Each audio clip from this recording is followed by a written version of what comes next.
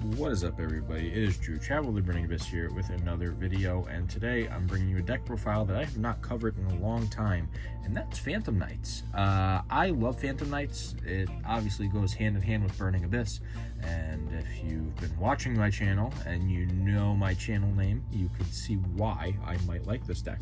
So I love the fact that this deck has a lot of variety, and you can really mix it up as far as how you build the deck, which to me is very important when it comes to building anything, because I like to have variety and room to play different interesting ratios and try out cool interesting techs. And I always feel like that's part of my process with putting something together that functions for me. So I'm going to go ahead and show you the list that I'm currently testing out. I think it's pretty solid, and I hope you do too. So let's go ahead and take a look. Alright, so per usual, we will start off with our main deck, which has 3 copies of our Silent Boots. This is a special summon from hand for free, pretty much, as long as you control another Phantom Knight, which is fantastic. The card's just really, really good, and then you banish it from grave to search one of the traps. So, yeah, really, really good card. Gotta play 3 of this. Now, this is where it's going to get weird, so bear with me. There is a full explanation for it. You just have to hang on tight to see why. 2 Torn Scales and 2 Cloak. I know there are a lot of people who would play 3 of this, and some people would play 3 of this. I feel like 2 is all you really need in today's day and age, but 2 and 2 is fine, and you will see why later on in the main deck, because there is something specific in here that is the cause for reason as to why I'm playing just 2 of this. In other builds, I would play 3. In this build, I have to play 2, but like I said, we will get to that. And I think that, like I said, 2 Cloak is probably fine in today's day and age. And then we do play the 2 one-ofs, so the 1 Ragged Glove and the 1 Stained Greaves. They're just good one-ofs. They're good to have. I don't have much else to say. This extends, which is nice, and this really gets your dumps going, which is pretty sweet. Up next, like I said, we splash a small Burning Abyss package in here. So we have the Graph and the Seer. This is about as basic as it really gets. I was playing Libic, but I needed to cut the list down to 40, so Libic went bye-bye. But if you get 2 level 3s and then you also open one of these, you just use the 2 level 3s to make the Cherubini, and then you special summon one of these from hand, and then you already have your Link 3, which is pretty good, just having a Rusty Bardiche for free. And then up next are 2 Psychics. We play a Wielder and a Tracker. I don't think there's much else to really say about this. I think that they're really good cards. Yeah.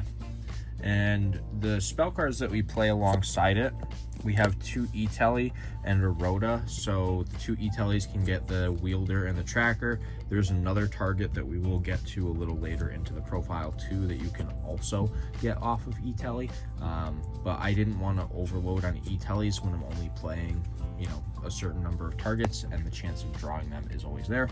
But the Rhoda is obviously fantastic because our PK monsters are all warriors. So that's pretty important to note. Then the traps, we have 3 Fogblade, 1 Sword, and 1 Brigandine. This can be sword or wing, it's kind of up to you. I like playing this just to give Apollousa another negate. Like, that's pretty dope.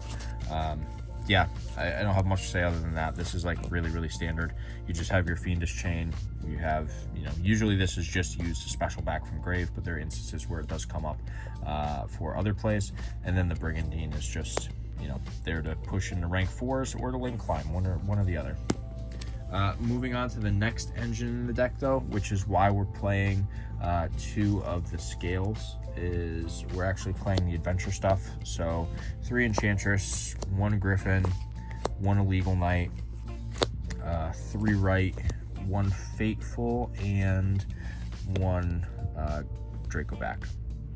So I feel like a lot of people right now who play this as like an engine in any of their decks play like 2 Right, and I don't feel like 2 Right is correct. I honestly, like, I would prefer to draw Right and Water Enchantress than search right with Water Enchantress, because in this deck, like, at least I know if I open up right and Water Enchantress and I have any other level 3, that I can just basically full combo, and that to me is significantly more important than searching the right with the Water Enchantress. That's, you know, just my hot take of the day. And then the Illegal Knight, it's good going second, and I mean, it can come up. If you draw the Griffin Rider and you don't want to search for a Water Enchantress, then obviously you can search the Illegal Knight too, so that's pretty important to note. But other than that, it's very, very standard. But that is why we are only playing 2 copies of Torn Scales, because if you normal summon it, you can't use its effect if you use Fateful Adventure when it's normal summoned, so there's no point. Which is also why we're not playing Tour Guide, because Tour Guide and Rite of Eremsir just do not function together. But then for the going second cards, I have 3 copies of Ash for anything that you need Ash for. I'm looking at you, Branded Fusion. That's what it's there for. It just does a lot. I don't really have much else to say. Ash is Ash. 1 Ghost Ogre. This is basically here for the E-Telly, but it can come up in other instances, so don't count it out. It can be a really good card. Yeah. And then I play more board breakers now, so 3 Droplet and 2 Tactics. I think that this is honestly going forward something that I think is worth it in this format. I think board breakers are going to be making a huge comeback into the meta. So whether you want to play Droplet, whether you want to play Dark Ruler, stuff like that, people are going to be doing big negate boards, and if you can, you know, break their board, that's obviously fantastic. Dark Ruler no more, and 2 level 3s hitting the board basically just wins you the game in this deck, because you just Zeus their board away, and then you establish your board after, and you're very happy because you walk home with the W. But yeah, I think that this is probably a solid lineup. And like I said, I wanted to keep the list at 40, so like there wasn't really much room at the end of things to make it like 40 cards without playing like less going second cards. But I am playing 9, which statistically speaking, you should see at least one of these in like your opening 5. Obviously math is math, it's not guaranteed, but statistics would state that you should on average see one of them in your opening hand, which is pretty cool. Outside of that, I don't think there's an excessively large amount to talk about with the main deck, so we're going to go ahead and hop on over to the extra deck. As I stated before, I've said it like 3 times already, the main deck is 40 cards. So let's go ahead and hop on over to the extra. Alrighty, so extra deck time. Starting off with the Link 2s, we play the 1 Cherubini because it really gets your combo going, which is, in this deck, super important. Once you start popping off, it's kind of hard to stop this unless your opponent nibs you, and even then, there's a point where if you open up well, you can force them to nib you, and then after they do, you can still keep comboing. So yeah, nib doesn't always make your opponent win the game. Then we have 1 copy of IP, because IP is fantastic. I don't think I need to elaborate on that. And then 1 Dark. Also don't need to elaborate that much on Dark, because you're playing a deck that pretty much is all Dark monsters. So why wouldn't you play Dark? Yeah, anyways, those are the Link 2s. Moving on to the Link 3s, we have, of course, our homeboy Rusty Bardiche. This card is crazy. I should probably just get an ultra rare because I hate gold rares. Like, this is disgusting, absolutely disgusting. I apologize that you have to see this on your screen right now. But yeah, Rusty Bardiche is absolutely nuts. This card just pops off in this deck. I remember when this card was banned, and like at the time it was understandably so, but now looking at the way the game is, like, this card is fine. Like, it's fine. Still good, but it's fine. And the other Link 3 that we play is 1 Nightmare Unicorn, which yeah, it's spot removal and it helps you link climb, so I don't have to talk much more about that. That's about it. And then the Link 4s, the 1 Appaloosa that I mentioned a little bit earlier, set up some negations, which is fantastic. Really, really good card. And then Access Code, because, you know, big boy on the field plus pops is usually pretty good. Yeah, nothing else to say about those. And then I do play 1 Link 5. I do play Underworld Goddess because, like, there are times where you can use IP to get rid of your cards and one of your opponents to make her on your opponent's turn. So technically it's spot removal, just to link summon it. Like that's pretty crazy when you think about it. And it's just a good card. Like honestly, Chaos Goddess or Underworld Goddess, I'm sorry, is a fantastic card. I feel like more people should play this. I play this in my Live Twin Sprite deck because it's a fiend. So if you get locked into fiends, you can still just, you know, pop off. Anyways, that is the Link lineup. We're gonna hop on over to the XYZ lineup, in which we are playing 2 copies of Breaksword. And I think that 2 copies of Breaksword is pretty sweet. I mean, the card's really good, and there are times turn 1 where you summon it to a zone that Rusty points to, you pop itself, you get 2 back, and now they're level 4s. But most of the time you're just, you know, popping your opponent's stuff, and you can use them to obviously like go into a Zeus or something. So yeah, really good card. I think 2 is probably ideal. Then the other level 3 that we play is, of course, Levier, our honorary Phantom Knight extra deck monster. Card is really, really good. I've loved this card for such a long time. This is one of my favorite XYZ monsters ever. It's so good. It's just so good. I have nothing else to say other than the fact that it's really good. I used to have an ulti, and I got rid of the ulti back when I sold a bunch of my high rarity stuff. I still have a good amount of high rarity stuff, but I got rid of the Levier because I thought I wasn't ever going to play this deck again, and now I'm gonna have to buy an ulti again. Anyways, we're getting off topic, but we have an Evil Swarm Nightmare here. And Evil Swarm Nightmare is a fantastic level 4 or rank 4 XYZ. The other one that we play is Time Thief Redoer. These will come up. You will make at least one of these most of the time on your turn 1 combo. Evil Swarm Nightmare is fantastic against Kashtira. They drop their Fenrir and you book it, and then they're just stuck. Like, it's really, really solid. Obviously, you know, blind making it, it's like, okay, am I playing against Kashtira or something else? But either way, it's still a good card. Redoer is a great card too. Card's just fantastic. Depending on what you hit off of the top of your opponent's your opponent's main deck with it, it gets even better, which is really sweet.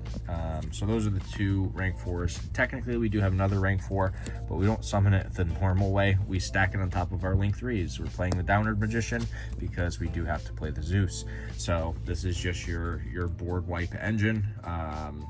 You pop a card with Breaksword, you attack with Breaksword, and, you know, or you don't have to pop a card with Breaksword either. You can always just attack with it and then main phase 2 go Downward Zeus and have 2 wipes too. That's pretty cool. So that is the extra deck though. So now that we have seen basically what we're dropping out on the board from the extra deck, I can show you guys the side deck so you can see what games 2 and 3 usually have in store for your opponent. All right, so moving on to the side deck, we are playing 3 of the expensive card. Yes, Triple Tactics Thrust. This card's really, really good. You know, it's obviously better going second, but going first, it definitely has some implications. So if you have the ability to get these, play them. If you don't, swap them for something else. But in my personal opinion, I think the card's fantastic, and I do own a playset, so why not play them? And if anyone so I'll make this clear. I'm gonna go off on a little side rant, so if you want to skip like 20 seconds ahead, you probably can. But if anyone's looking for substitutions of cards to play, I can answer them in the comment sections below, but check the comment section first to see if any other people ask, because I answer the same question a lot in my comment sections on my videos, and after a while it does get kind of annoying. So yeah, let's just try and, you know, check the comments first and see if I already answered the question. But yeah, feel free to ask if you do have the question, but you know, before you do, just check around. I don't want to respond to the same comment like 17 times because it has happened. But next, we have 3 copies of Dark Ruler No More. This says your board is going to just be quiet, and I'm going to, you know, Zeus you. Yeah, that's basically all Dark Ruler's there for. You're just, you know, shutting the board off to push forward. Then 2 Dark Hole. One of the big reasons with me playing this is because of like Nightmare Ibli. You can just get the Ibli off your board and then you're good, and then you can do whatever you gotta do.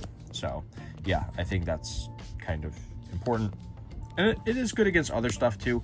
I can't just say that it's like, oh, you know, I'm playing Dark Hole just for Ibly. Like, you can do it against other stuff too, which is great. So yeah, it's definitely a good card. Up next, we have one copy of Harpy's Feather Duster, which is there for back row. Additionally, we have some other back row hate, which is 3 copies of Evenly Matched. Yeah, card's really good. It's not only good against back row, but it's also good against branded, so keep that in mind. You can definitely use it in that matchup, and it does put in some work. So whenever you're playing against that deck, go for it. It's always a solid choice. But, you know, if you're playing against Labyrinth too, it's obviously a really solid choice. And then lastly, we have 3 copies of Dimensional Barrier for when we go first, because yeah, card's really good. Shuts off most of the decks in the format. You're going to shut off Kashtira, you're going to shut off branded, and you're going to shut off like stuff like Sword Soul, like random stuff too. But considering there's going to be a good amount of synchro decks going forward with, I think it's Jet Synchron that just came out, I would expect this card to do a lot against that too. So yeah, I would definitely expect this card to be one of your go-to side deck choices in pretty much any deck that you're playing. Obviously, if you get like into a mirror match, it gets awkward because you're like, oh, okay, my board is shut off too. But most of the time, if you prevent them from even playing, it doesn't even matter if your board is shut off because you're still going to win. But yeah, that's basically it. That's the entire deck profile. I think the deck does have potential going forward. I always think this deck has potential going forward, and if you pilot it well, then obviously the results can be fantastic. But if you enjoyed the video, give it a thumbs up. Don't forget to smash that subscribe button, turn the notification bell on so you know when I upload more cool and awesome content like the video you just watched. And for right now, this is Drew, Traveler of the Burning Abyss, signing out.